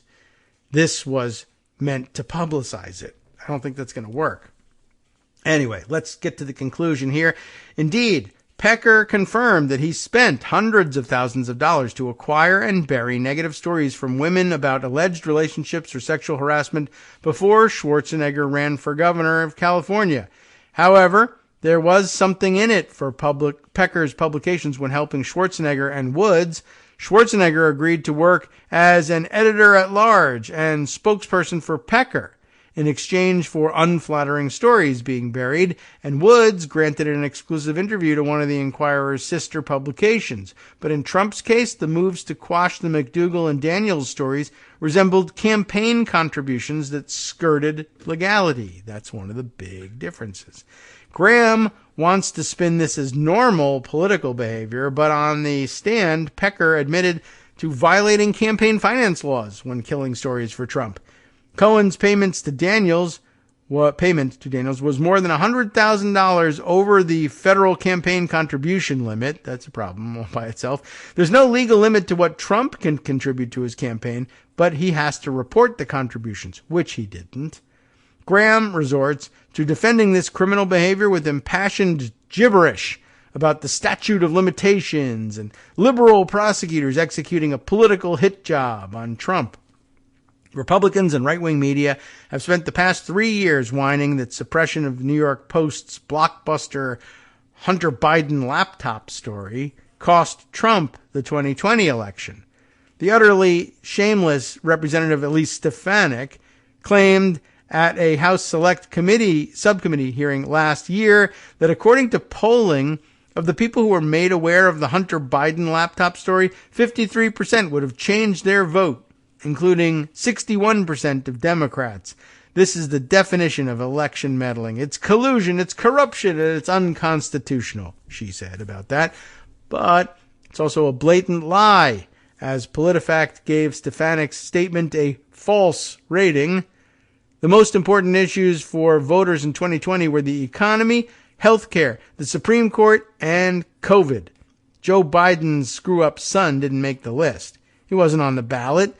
Donald Trump was the actual Republican nominee in 2016, and his successful efforts to silence Daniels at the moment of his greatest political vulnerability may have tipped the balance in a close election. This isn't a minor offense. The presidency commands a value far greater than the $130,000 paid to Daniels, and we're all poorer for the deal having been made. Absolutely true. And absolutely, well, I think it could be helpful in refuting the extortion charge. Think about what was at stake. $130,000 in exchange for that. And I mean, not just the value to his campaign, but think about all of the things that happened over those 4 years. And as they reminded us, COVID, if you had family members who were dying of COVID in the early stages, but didn't matter because they're in blue states, and maybe you should drink bleach and don't get the vaccine, and all of this likely would have been impossible had Trump just simply been headed off at the pass in 2016. All right. Well, there you go. I thought that was interesting and worth putting on the record. Let's see. There's a number of things that we need to get to, but we have less time than usual, and still not sure exactly what I'm going to be doing with things tomorrow. We've rearranged the schedule such that it would be possible, I hate to admit it, to produce a show tomorrow, but on the other hand, it could also be extraordinarily inconvenient. But perhaps we can get something produced, because there are a number of things that really do need to be put on the record before the weekend, and if at all possible, like to be able to do that. Although, gosh, the prospect of sleeping in is beckoning. Anyway, let me tell you what I have time for today. One, back to that RFK Jr. story about his brainworm, which is an unbelievable admission, but also might not be entirely true. This is a weird thing, and Mediaite was hyping this yesterday, and people were passing around and saying, this is actually maybe more important than the story about the weird enough story that, I'm telling you I had a brainworm and it affected my memory and cognition as it ate part of my brain. That's usually part of the story of how somebody fades from memory as even having contested a presidential election. But there you go.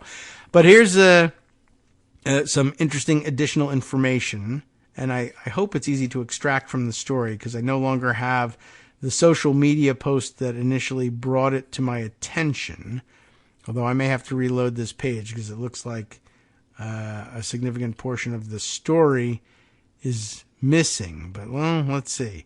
I don't know. Where's the rest of this page? But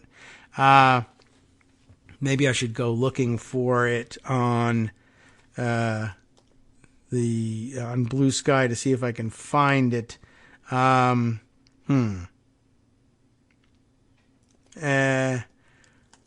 But the story, as far as I can recall, was, or the emphasis that they were trying to put on it was, let's see if I can't find this thing. At any rate, is this from the same story here?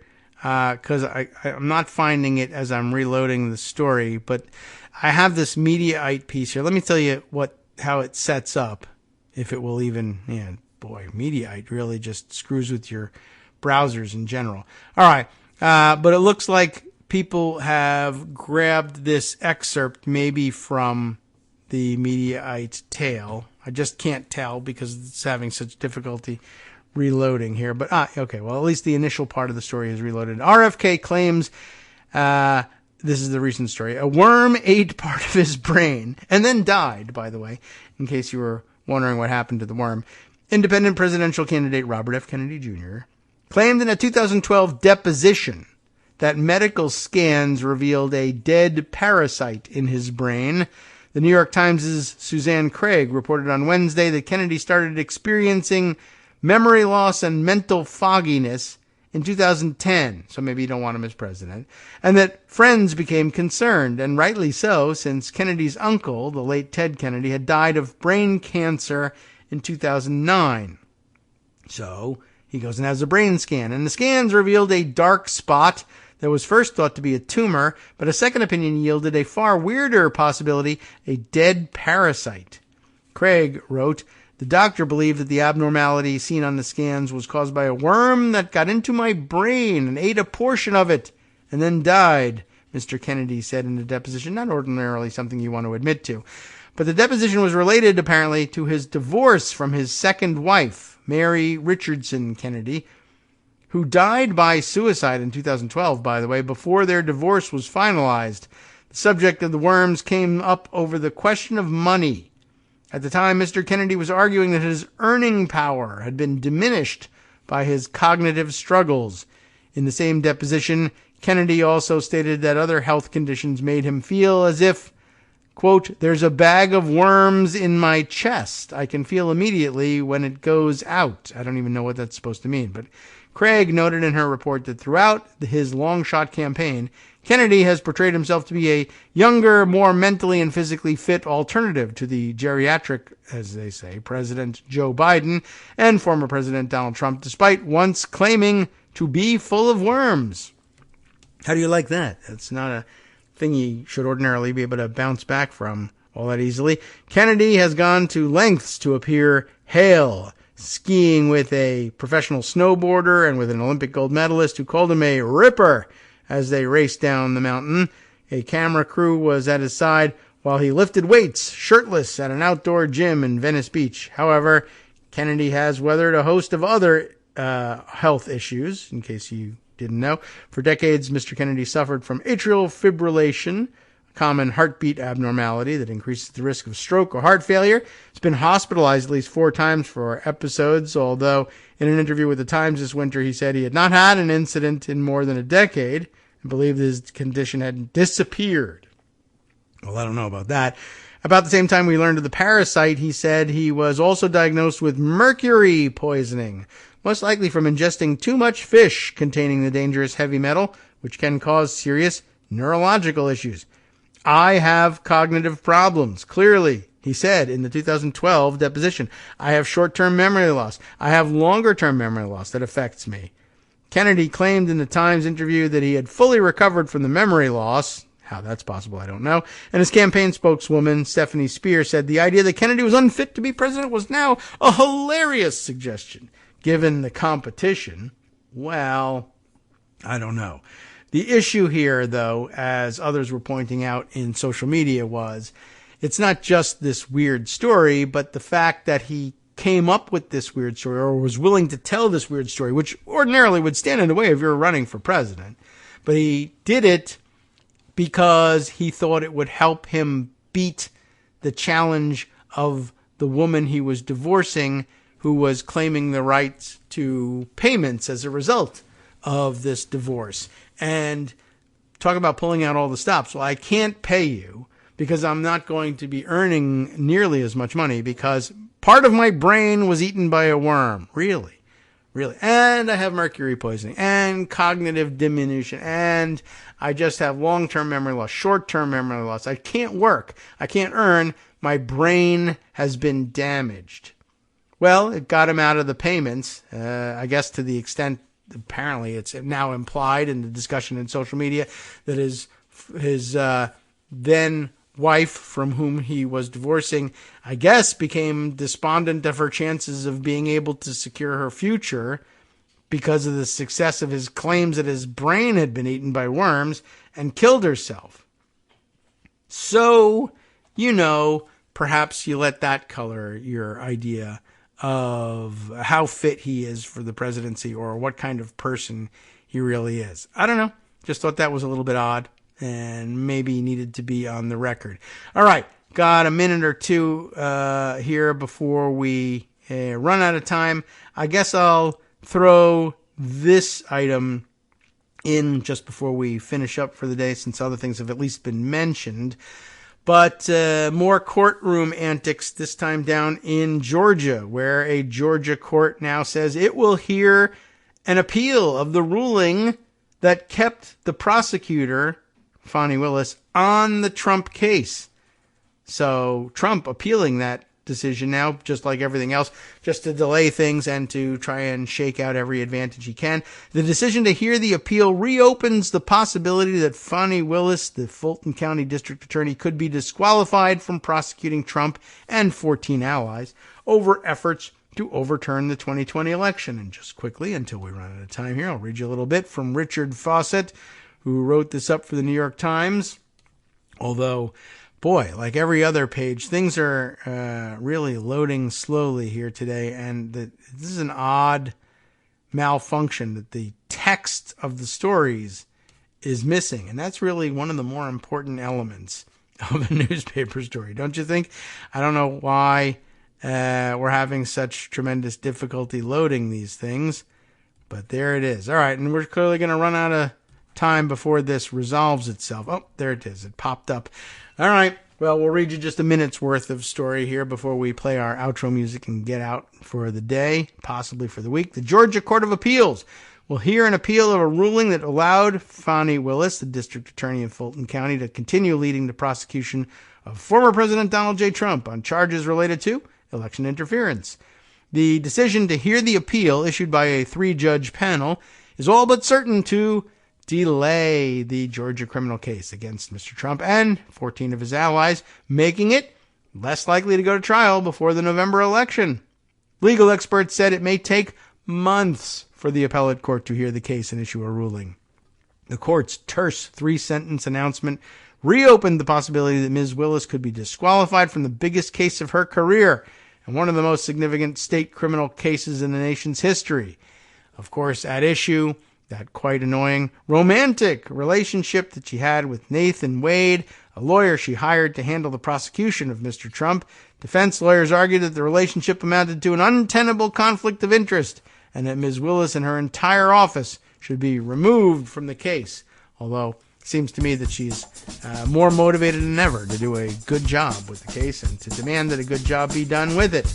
But on March 15th, Judge Scott McAfee of Fulton County Superior Court ruled that Ms. Willis could keep the case if Mr. Wade stepped away from it. Wade resigned a few hours afterwards, and here's the rest of the story, whatever we can fit in here. Stephen Sado, the lead counsel for Trump in Georgia, said in a statement on Wednesday that his client looks forward to presenting interlocutory arguments to the Georgia Court of Appeals as to why the case should be dismissed, and the Fulton County DA, Willis, should be disqualified for her misconduct in this unjustified, unwarranted political prosecution. It really says nothing about the underlying case.